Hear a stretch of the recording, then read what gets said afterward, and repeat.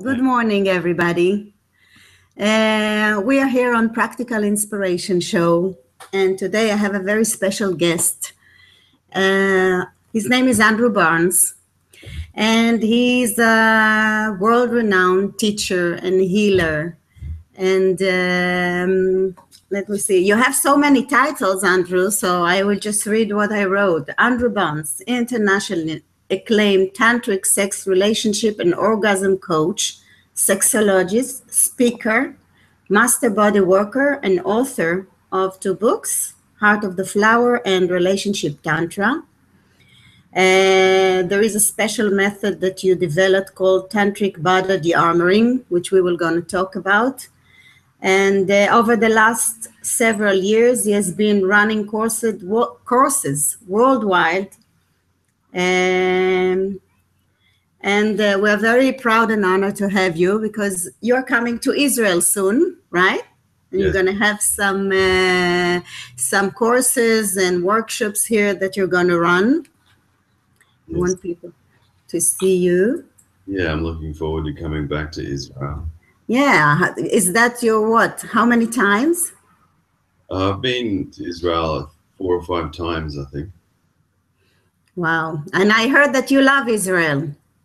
Yeah, I have a lot of fun when I'm in Israel. So they have Israelis, I think, have a similar sense of humor to Australians. Yeah. Fortunately, someone gets my jokes.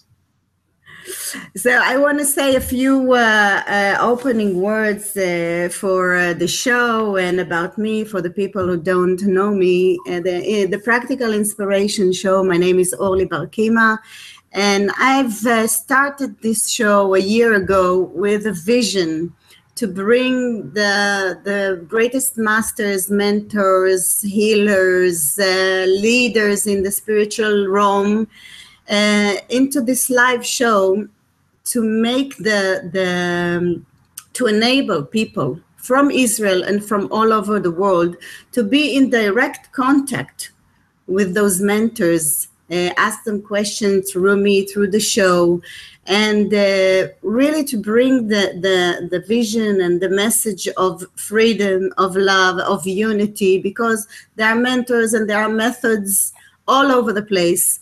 And we are all talking about one thing, of unity, of freedom, of love, of peace. And I want to show it in this show so everybody could connect to that and bring it on with practical tools and tips into their life. So, Andrew, let's start with you. You know, there are many, many, many methods in the world. There are many types of healing in the world. Why sex? Just before we get started onto that, I think we need to do a little bit of foreplay before we go into sex. Okay. Thank you for such a beautiful introduction. That was very nice to hear. However, I do want to clarify just a couple of things about myself, or actually more so what I'm not rather than what I am. So, you know, we all have these bios that all sound great and we pay people to write them for us and everything, and we come up with these great catchphrases and things. But what's really important for people to understand about me is that I don't actually consider myself to be a teacher. Mm-hmm. I don't consider myself to be a therapist or a healer or anything like that. Really, what I consider myself to be is very simply someone that's there to share my experience, my own life experience, and what I've learned along the way, and to provide people with support about certain topics that I have just been exploring for many years in my life. One of the things that I'm very passionate about supporting people to do, not just in their sexual lives, but in all areas of their lives, is developing new ways of relating with themselves and with each other, and deconstructing what I call old power over dynamics, and developing new types of power relationships where we don't need to give our power away to other people, regardless of what position or role we're put into. Very often, everywhere I go around the world, people have been conditioned for a very long time in early childhood to either go into an over sense of responsibility if you're a teacher, for example, and a subordinate kind of position if you're a student, and to give your power away. So what I'm passionate about doing is supporting people to reconnect with their sovereign sense of self and develop their intuitive sense of knowing that is far more powerful than just blindly trusting other people that are in certain positions in our culture. Well, you know, there used to be, I don't know, in the 60s, in the 70s, the period that the spiritual seekers would go and look for gurus in India, in Tibet, in all kinds of places, like somebody, what you're referring to, somebody that should tell me what I should do because I don't know. Right. And I think that in the last few years, maybe a decade, all the mentors in the world and most of the spiritual teachings in the world tell you that you have the power, that the power is within you, and you don't have to go to any outside guru or look for any outside assistance, so you can heal yourself. Yeah, so what you're mentioning about times past, I think, was a very important part of our evolution. There was a lot of density in culture, and we needed these amazing beings to support us to break through that density. But there's a quickening happening around the world, and there's a massive amount of information that's available to everybody. And information is power at a level of consciousness anyway. And so, yeah, I believe it's time for us to move on from these old types of dynamics where we're needing to seek others to find our answers, where we need to seek others to support us to find the answers from within, where we create these new types of relationships that even if we are around someone that has more information or more power or more energy than us, that we still maintain a sense of sovereignty. This is something that I believe if we want to evolve to the next level of consciousness as a species, we need to let go of these antiquated power over dynamics and develop new forms of relationship where we're not giving our power away. And you also mean it within the couple, within the men and female, I don't know, married people or couples. In our social relationships. And not only in intimate relationship. Definitely. Anything that goes to, if you go to a doctor, you shouldn't give him his power, or a lawyer, you should be in your own self-control. Definitely, they have a lot of information about a topic that we may only have a little bit about. What I suggest we do is we educate ourselves about those topics as well. We get second opinions, we get third opinions. If our intuition is not giving us a full yes, then we need to keep on educating ourselves. And usually there's a reason for all of the life experiences that we're having. And it's only through our exploration of those life experiences at a deeper level that the true reason for those experiences happening in the first place can emerge.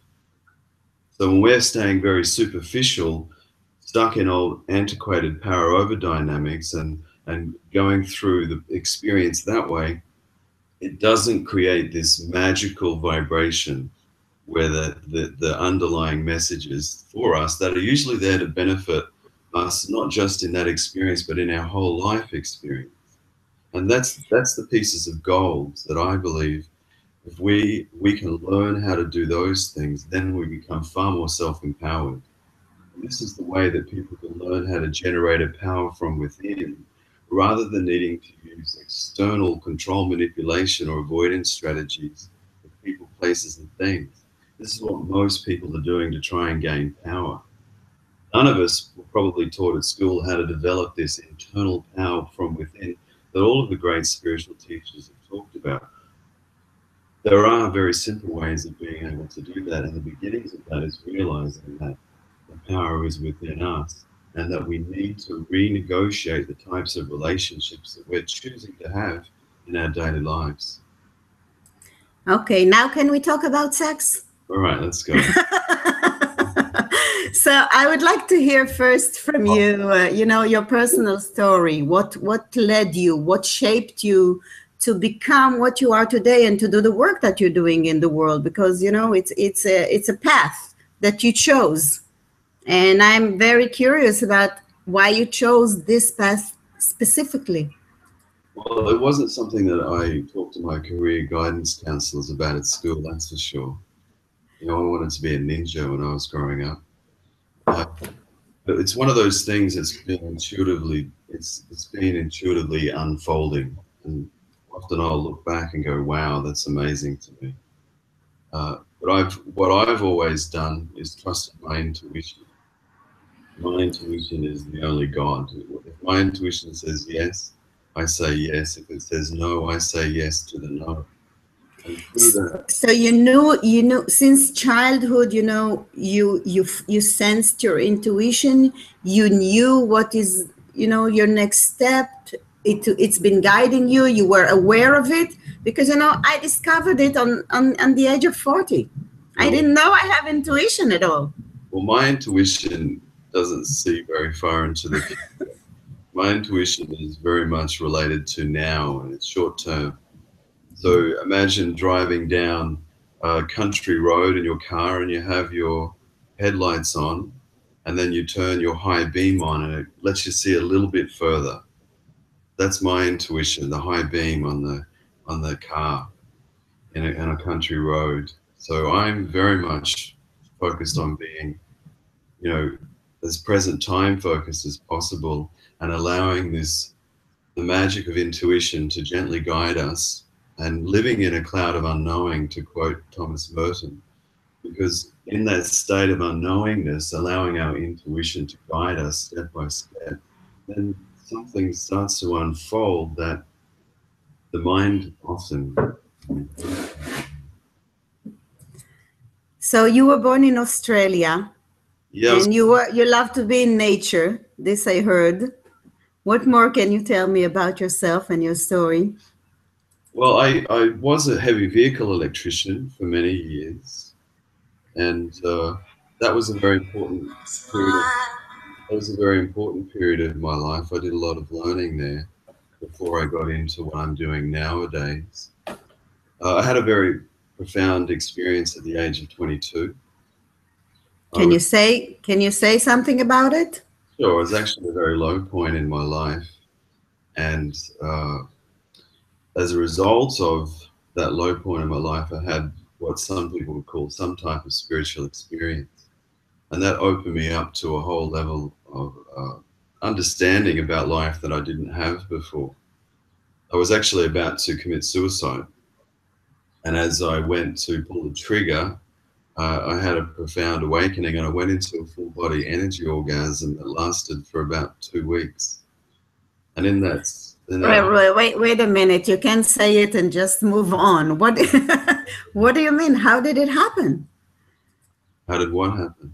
The orgasm. What, did you get a sign? Did you get a sound from God? What happened there? As I said, I was about to end my life at the time. I was 22. It was a very long time ago.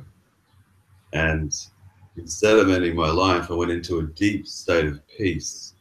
And I went to sleep for a couple of days. And when I woke up, I was in a full body energy orgasm that lasted for about 2 weeks. It was like a high level bliss state. Wow. At that time, I didn't sleep very much, and I was, for want of a better description, downloading a lot of information about my life, about the world, about consciousness, about everything. And after that 2-week experience, and at the time I had no idea what was going on, because I was a heavy vehicle electrician working in a factory with hundreds of men, and I was also getting up to a lot of trouble at the time. I was a very rebellious teenager and young man. And so after this 2 weeks, this experience left me, my emotional body came back because I had a lot of unresolved issues.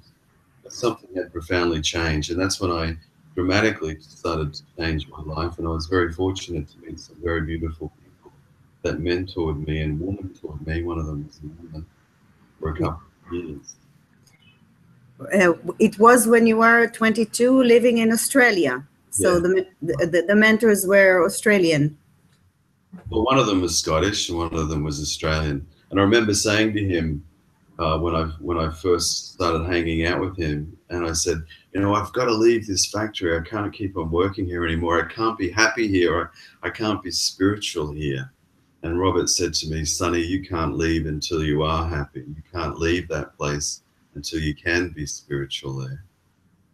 And so I stayed there for 5 years with the commitment of doing that job 100% as a way to create total acceptance about me being there, and also repairing the relationships that I damaged over the years in that factory.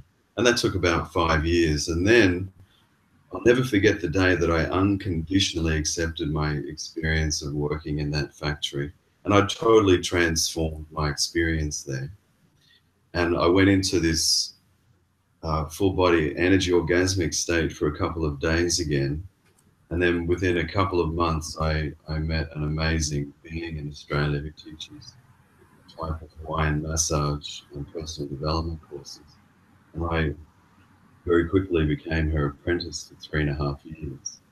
And so I left the factory and I became her apprentice. And that was my beginnings of learning about body work and energy healing and about all of the things that I do today. Something that you said is drawn my attention, that you needed to be 5 more years in a place that you wanted to live, that wasn't good for you.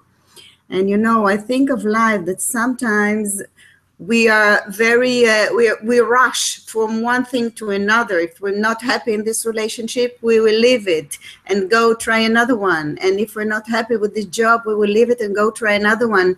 I think this is this hectic way that we are used to think and live.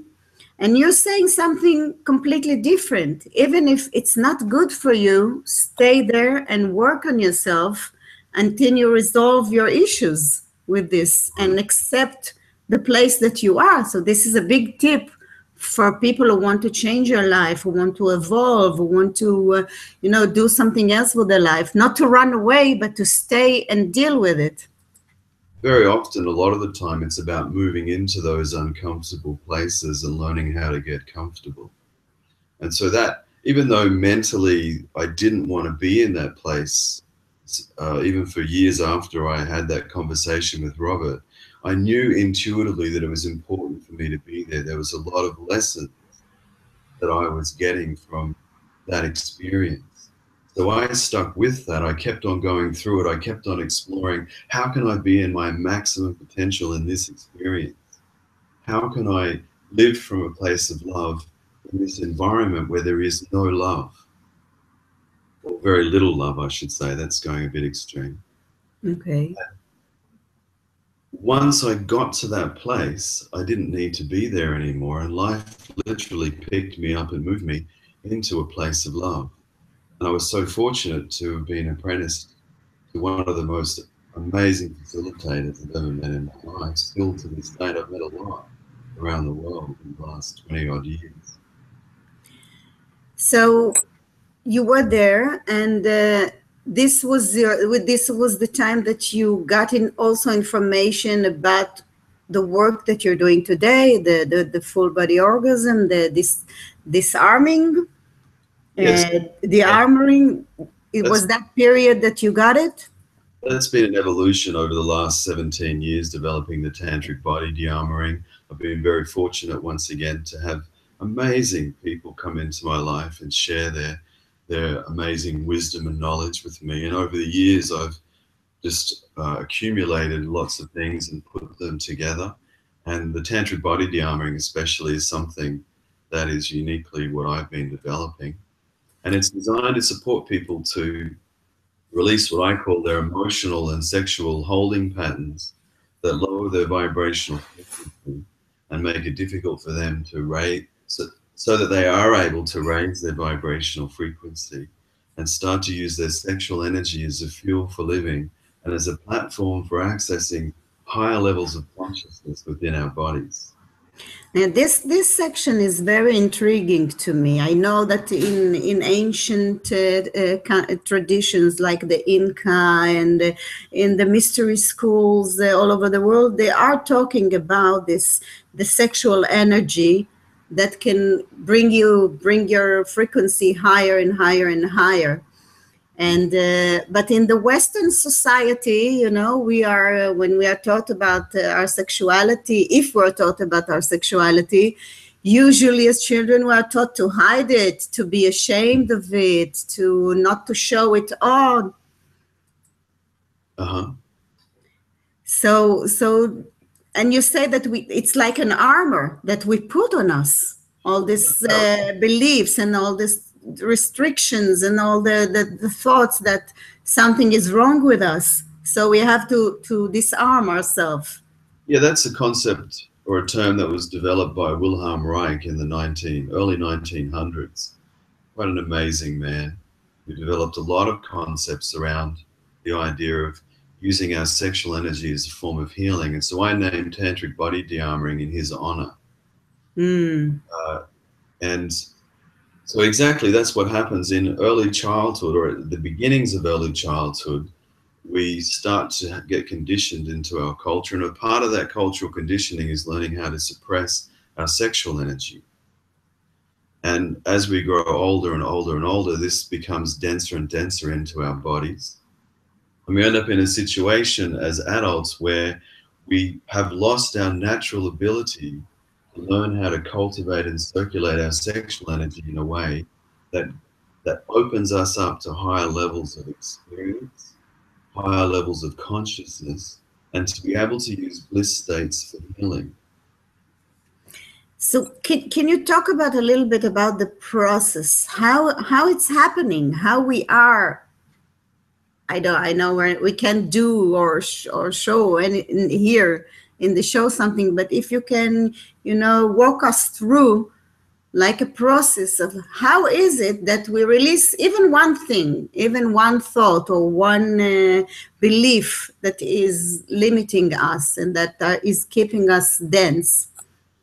Okay, well, a lot of people hold either guilt or shame around pleasure or around parts of their body. So you can do something around doing a stream of consciousness writing, where every night, just before you go to bed, you ask your higher self to give you an answer to heal the shame about your sexual pleasure. And then you have a notepad and pen beside your bed. And as soon as you wake up, before you get out of bed, before you talk to anybody, just get the pen and paper and just start writing without thinking. If you don't know what to write, just write, I don't know what to write, I don't know what to write, until something starts coming out. Now, if you do that for several days at least, every morning, then what will happen is you will start to get messages in your dreams and in your sleep that you'll be able to write out, and you'll start to see things about why you're holding on to irrational shame about something that's so natural to you, a sexual pleasure. And then you'll be able to develop a solution for that particular issue that you have around your sexuality. And when you do in your workshop, I know you do retreats for weeks or 1 week, 10 days. I don't know how much does it last. So it's not something that is we can, you know, release overnight. It's something that takes time, in your experience? Well, if we've been developing certain types of belief systems and holding patterns in our body around our sexuality, then yeah, it may take a little bit of time. I just finished running a 9-day retreat in the Netherlands where we were a group of people and we lived together. We did the retreat every day for 9 days, and it was a beautiful experience. And in that type of time frame, we really have an ability to explore what these physical and emotional holding patterns are, what caused them, and how can we release these from our bodies. So for some people, it may be just having one retreat experience is enough to release the guilt and shame or their difficulties or their sexual problems that they're having. And for other people, it might be the beginning of a journey that might need to last for a little while. I know that for me personally, my sexual healing was something that happened over an extended period of time. I was carrying a lot, so I needed to let go of a lot. But everyone is quite unique with regards to what they need to do. So let's talk about this sexual healing. You know, when I wrote in my newsletter that I'm going to interview you and we're going to talk about how we can heal ourselves through sexual energy, through healing our sexual entity, I don't know how to call it.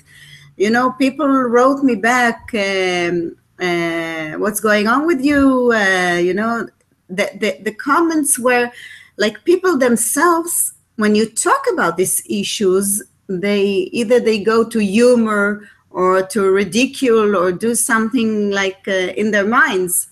It's hard for people to talk about it. So how do you release this kind of responses that you get, the automatic responses that you get?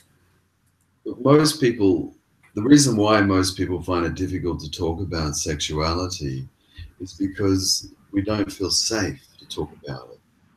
Because most or a lot of our experiences in the past and when we were growing up had a fogginess of shame or guilt, embarrassment, uncomfortability, risk of being humiliated. So all of these fears are around the topic of sexuality. So once we're able to create a safe space, then in my experience, most people want to talk about sex. They want to share their experiences, positive and negative, about their sexuality. They want to be open about it because in my belief is that we're not actually human beings, we're sexual beings. Okay. Nature. It takes sex to make us. It's scientifically proven that infants in the womb self-pleasure, not just little boys, but little girls as well. They've done scientific studies about infants, and little girls 3 to 4 months after birth can self-pleasure to orgasm. On average, little boys, it's 4 to 5 months after birth. Now, most children will explore their bodies and their sexuality in early childhood with themselves. And in a healthy environment, they'll just naturally grow out of that and start to become more private with their experiences as they get older. Now, most people are then sexual throughout their whole lives, even past their puberty period. Mm-hmm. A friend of mine in Australia supports people to die consciously. Her name is Zenith Fargo, and she's written a book called The Intimacy of Death and Dying. And she says that when people die consciously, she believes that they die in an orgasmic experience. So we come into this world through orgasm, and if we die consciously, we leave it. So we're not human beings, we're sexual beings. Many cultures has been to disconnect us from our sexual energy.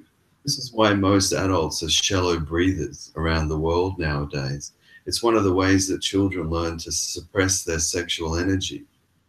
If you go to any kind of tantra course, one of the first things the teacher will teach you is to start breathing from your belly again. Because most of us are breathing from up here, because this is how we disconnect from our lower level chakras. It's how we disconnect from moving our sexual energy up into the higher centers of our body. So this is another reason why a lot of the sexuality in our society is only focused on entertainment or procreation, and then of course emotional intimacy, because we're cut off from here. But through tantric practices, through awareness of self and healing these unresolved wounds from the past, we can learn how to bring our sexual energy up into the higher levels of consciousness within our bodies. And it's we can do it with ourselves. It's not something that we have to do it with someone else. Sacred union begins within self. Osho, a mystic from India, talks about it's only how when the feminine and masculine are integrated that a Buddha can be born. Yeah. I don't think he was talking about in some romantic Hollywood type movie with a man and a woman falling in love instantly and living happily ever after. I think what he's talking about is the integration of these energies within us. So we can access these higher levels of consciousness within our bodies. and also to activate parts of our brains that have become dormant over time. Scientists tell us that we're only using 7 to 10% of our brain, and they talk like that's natural. Now, I don't believe that's natural. It may be normal and common, but I don't believe that's natural. But if we're living a life where day in, day out, we go to work every day, we go home, we watch some television, eat dinner, and then go to sleep, and then we have the weekend off because we've been weakened. When we're living like that, we don't need to use all of our capacity. And I believe this is one of the main purposes of our sexual energy and why tantric practices were developed as a way to reawaken these parts of our brains that have become dormant so that we can become more intelligent, that we can start using a more expansive state of consciousness to live in our daily lives. Tell me, and there is, we talk about the sexual energy of a female and a male, that they're both inside us, either if we're a woman or a man. Yeah. But you know, in life, women and men, they have differences.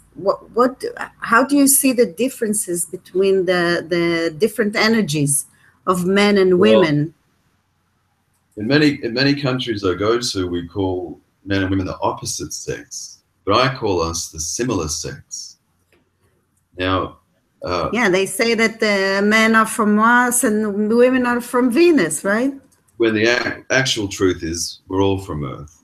We really need to start seeing it that way, because we've been conditioned to look for the differences between women and men. And superficially, there are differences that are very easy for our mind to see. Now, once you get enough information about what the truth is, you very quickly start to realize that the differences are superficial and that underneath all of that, there are actually more similarities. We're more alike than we are different. So when I use the terms female and male, all I'm talking about is what genitals you have. You're a female because you have a clitoris, I'm a male because I have a penis. Now that has nothing to do with long hair and short hair, blue or pink, trucks or dolls, or anything like that. Those things have to do with gender, being a woman or a man. Now, being a female doesn't necessarily make you a woman, and being a man doesn't necessarily, being a male doesn't necessarily make you a man. Those things are conditioned into us from the moment that we are born. Now, they're so ingrained in our psyches that most people think there's no difference between gender and sex, but there's a world of difference between gender and sex. Now, feminine and masculine are qualities, vibrational qualities, behaviors that are in all of us. Yet once again, through gender, we've been taught to associate femininity with being a woman, and yes, masculinity with being a man, and man with being a male. Now, everywhere I go around the world, I do little scientific experiments, and I ask groups on courses to say, give me some words to describe the feminine, give me some words to describe the masculine. And most of the time I get words for the feminine like loving, caring, intuitive, open, tender, beautiful words like that. Yeah. Everyone's compassionate.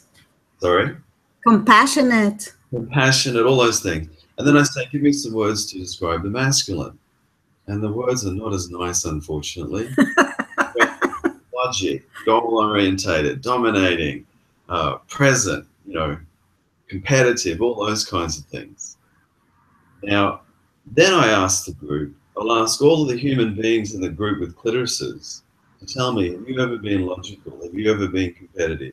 Have you ever been aggressive? Have you ever been controlling and dominating? And just about every human with a clitoris puts up their hand and says yes. I love how you say every woman with a clitoris says yes. So every human with a penis, I say, have you ever been loving, caring, tender, intuitive? And most of them put up their hand and say, yes, of course we have. So that proves that it's just nonsensical to associate feminine behaviors with women and masculine behaviors with men, because we all have these qualities within us. and in our daily lives are constantly behaving out of these qualities. So developing a practice where we're consciously integrating the feminine and masculine qualities within ourselves is something that I believe is essential. Once again, if we're going to be able to evolve to the next level of consciousness as a species, or as Osho said, so that a Buddha can be born.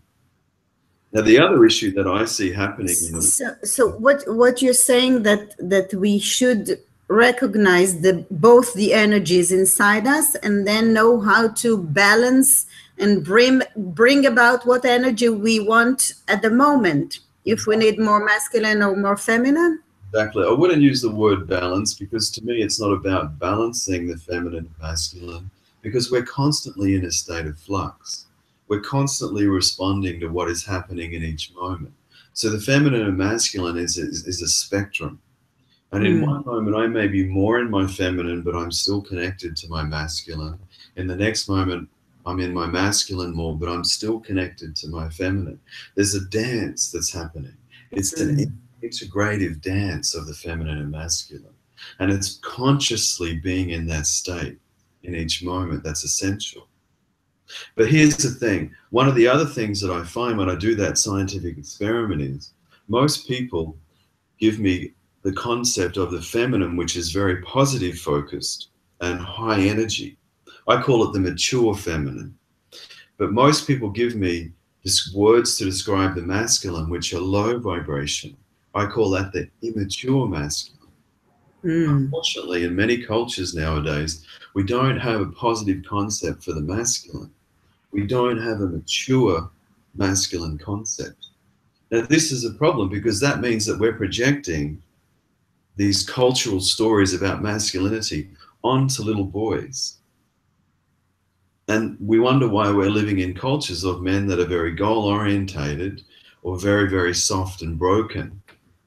And I also hear that the history of mankind, you know, in the last decades, it's going through a phase of male dominance to female dominance. Do you also feel it? I mean, worldwide, universally. I'm not really sure about that. But what I know is important is that for all individuals, we need to consciously start to integrate the mature feminine and the mature masculine within self. Because if we're developing the high vibrational qualities of the feminine, love, compassion, intuition, empathy, tenderness, all of those things, using our sexual energy to create bliss states for healing, for developing deeper levels of intimacy in our relationships. If we're combining that with developing the mature masculine presence, awareness, clarity, the ability to speak and communicate clearly and set healthy boundaries in any situation, to be great-hearted with our love, when we combine those two alchemically, that will raise an individual's vibrational frequency. And this, I believe, needs to be the focus for all of us. And we need to move away from this concept of men and women being different, because that's just lowering everyone's vibrational frequency and making it impossible for any of us to integrate these qualities within ourselves, because we're constantly associating them with other people. Now, the other thing that I believe happens when we confuse gender and sex and start putting a gender role on you to be a woman and for me to be a man is I believe that's an underlying basis of codependency in a lot of people's relationships. Because if I'm supposed to act like a man, it means that I have to develop certain qualities, but I also have to avoid other qualities. And same to you. Now, what that means is then I need you to do things that I can't do for myself, and vice versa. Even though I could develop the skills, I haven't. So it doesn't feel like I can anymore. We have these social stories that support this belief by associating with our sex and saying, well, you can't do that because you're a male, and you can't do that because you're a female. An example is, I hear a lot around the world, women can't read maps and men can't multitask. Now, of course, this is nonsensical. Of course women can read maps if they're taught, the same as men that can read maps when they're taught. And of course men can multitask. Men are multitasking all of the time as much as women are. But we've created these social stories as a way to try and create separation. Now, if we want to have the types of loving, caring, intimate, open, honest, vulnerable, sexual relationships that I know everybody is wanting to have, I don't believe we can access that experience whilst maintaining antiquated concept of gender and what it is to be a male or a female on this planet. Okay, so I want to return to the sex, to the full body orgasm. I saw this video that you sent me of a woman that was lying on a bed, and you were like not touching her, but putting your arms, I don't know, 10, 15 centimeters over, and she was having this orgasm for about 20 or 30 minutes. Uh-huh. This is what you call full body orgasm? What are you doing there? And is everybody can have this experience? What does it take to have this experience? One of the things that's important for us to realize is that at a fundamental level, all of us are energy. Quantum science shows that the physical world is actually more of an illusion, and the energy world, is like the Matrix, Exactly. So that's also the same with our bodies. At a fundamental level, we are just a vibrational frequency. And what I've come to realize is that our orgasm is also just a vibrational frequency. Now, when you know this, when you have experienced the vibration of your orgasm and on an energetic level, it means that you can start to play with it then. Because here's the thing, the cells that make up your genitals are the same cells that make up the rest of your body. And those cells are made up of energy. They are just a vibrational frequency. Okay. So we can start to play with that. And if we can recreate the vibrational frequency of orgasm that most of us have become accustomed to doing in our genital area, in any part of our body, we can have an orgasm. So we can have eye orgasms. We can rub our nose and have an orgasm. Ear, nose orgasms. Body orgasms. It's just about... So what? It's about practice? How do you reach this level that you can, you can do this and have an orgasm? Well, the first thing is we need to let go of the holding patterns that are lowering our vibrational frequency. Because if we want to have full body energetic orgasm experiences, we need to be at a high vibrational frequency. Now, there's a book written by David Hawkins called Power versus Force. Yes. It measures people's vibrational frequencies. And as you imagine, if you're in emotional states like jealousy, fear, anger, shame, guilt, your vibrational frequency is very low. And then as you move into happiness, love, bliss, orgasm, etc., your vibrational frequency increases. So the same concept is applying to what I'm talking about. Our holding patterns lower our vibration, and energy orgasm is high vibration, which is why I developed the Tantric body de-armoring and why I'm coming to Israel at the end of November to run a retreat, is to support people to let go of the physical tension in the body and the unresolved emotional issues that keep us held in these lower vibrational patterns of experience. Once someone can let go of the holding pattern, their vibrational frequency naturally increases, and they start to develop a sensitivity to their energy body consciousness that they didn't have before. Then when you give them some education about the truth about our sexuality and what it can be used for, people go into natural states of being. And in those natural states of being, high vibrational full body energetic orgasms are actually quite simple. So can you, the show is called Practical Inspiration. So I'm looking for a little bit the practical until we go to your retreat on the end of November and the beginning of December. Is there something that we can consciously do or be, or I don't know, you name it, that we can raise a level of vibration. I know you can pray, you can meditate, you can do all this kind of stuff, but relating to the sexual energy, I mean. Sure. So firstly, we need to realize that our sexual energy is for more than just intimacy, procreation, and pleasure and entertainment and getting to sleep at night. Once you realize that there's something more expansive about our sexual energy, then we can start to explore that as an experience.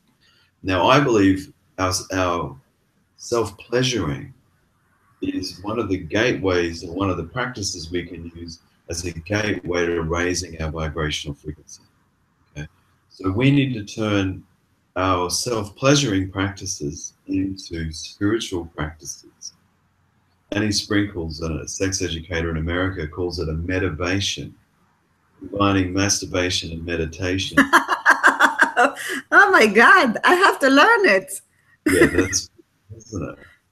See, the word masturbation comes from two Latin words, manu and stupation, which in English means manual stupidity. I don't know that the word means that, but the guilt and shame is still following that word around, without a doubt. So we need to transcend our way of thinking about our bodies, our sexuality, and things like masturbation into self-loving practices that are designed to raise our vibrational frequency. So in this medibation, what people can focus on is, rather than chasing an orgasm, which very often will disperse our vibrational frequency or lower our vibrational frequency, we use our medibation experience as a way to raise our energy, as a meditation. So as you're self-pleasuring and building your sexual energy, you're also breathing and imagining that the sexual energy is moving up your spine and coming around and down the front of your body and doing a circuit around your body. Okay?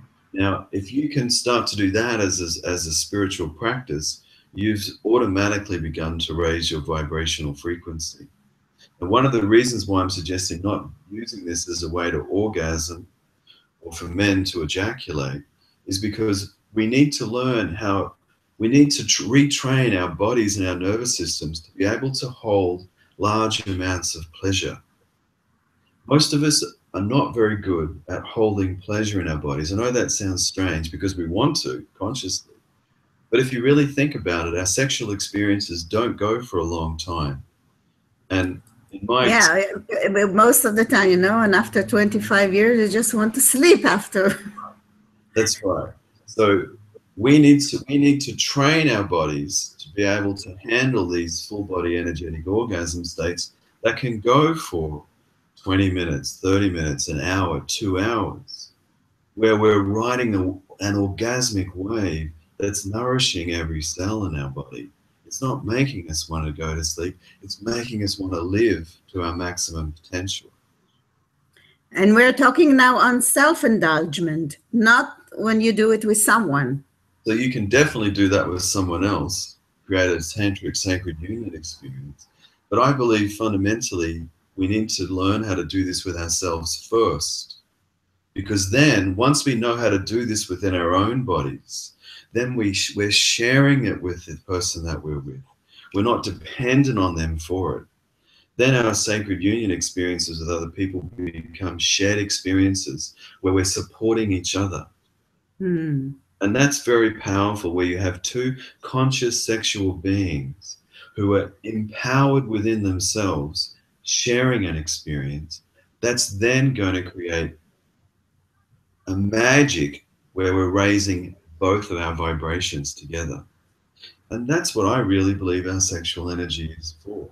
A spiritual platform for accessing higher levels of consciousness within our bodies and learning how to use bliss states for healing our bodies. So basically what you're saying is when we are able to do that, to contain the sexual energy, to keep it in us, not to look for the ejaculation or the orgasm in the woman, we are raising our level of vibration, and we go to a higher dimension. It becomes a fuel for living. in our daily lives. Most of us are using adrenaline and mental willpower as a way to get out of bed and to push ourselves to get things done during the day. What about if we can learn how to cultivate our sexual energy in a way that it becomes our fuel for living? It becomes our motivation in daily lives. It becomes a creative life force energy. Now, when someone is in that state, they're actually in an altered state of consciousness where they're vibrating at a different frequency and they're seeing things in a very different way. And their receptivity starts to awaken. So rather than needing to use force to make things happen, we creatively start to magnetize experiences into our life that are for our highest good. I want to call it that. So it's a fuel for living in our daily lives. Maybe that's why, you know, I heard, I wasn't aware, but I understand that here in Israel and all over the world, there is an awakening in this field of sexual orgasms and of sexual healing throughout the world. Do you sense it also? Yeah, Tantra is the new yoga, that's for sure. People are wanting more from their relationships. People are wanting more from their daily experiences. Now, I don't believe that Tantra has all the answers. I don't believe that anything has all of the answers. And I also want to make it clear that I don't believe that Tantra is for everybody. Yeah, you know, because there are spiritual practices that, you know, like monks, or I don't know, that they go the other way that you're going. They say that we don't have sex. We are right. We're all here having our own experience. But what I do see is that there are a lot of people out there that are wanting something more expansive, something more powerful, something that's going to enrich their relationships and their daily lives in a way that they haven't been able to figure out how to do yet. And using Tantra in the way that I'm talking about for these people is a key to open up that gateway to a new experience. And tell me, also when there are couples that are men and women that, you know, or woman and woman or man and man that are together for 20, 25 years and, you know, their sex has become a little low and less frequent than before.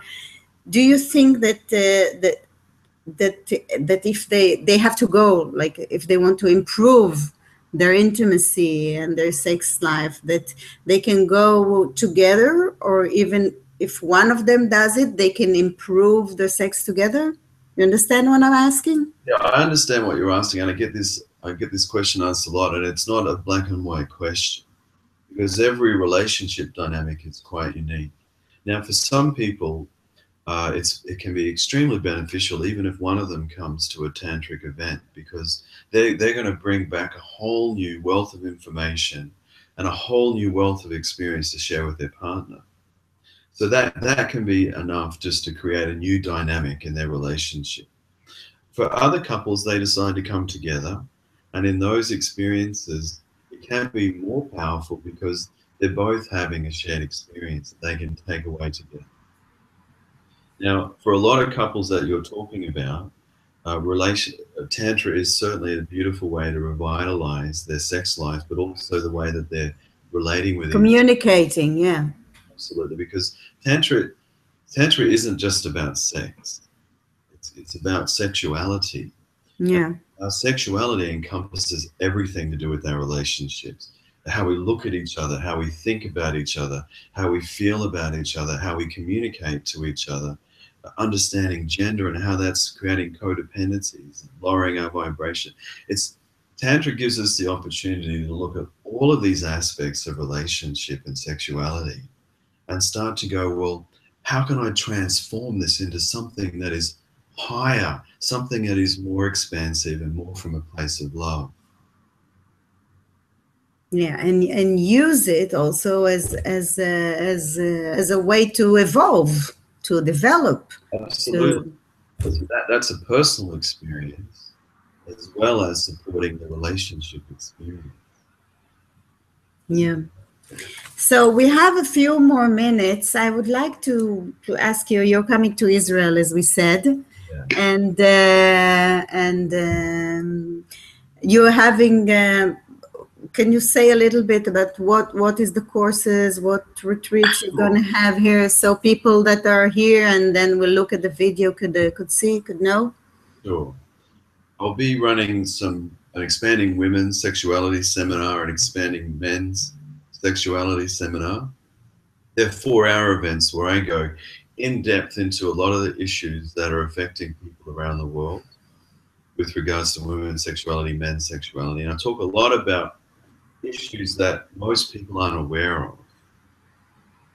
Now, so it's a lot about educating people, because they are not aware, as you say. Yeah. They think, oh my God, how can you talk about women or men's sexuality for 4 hours? Believe me, I could talk for weeks about it.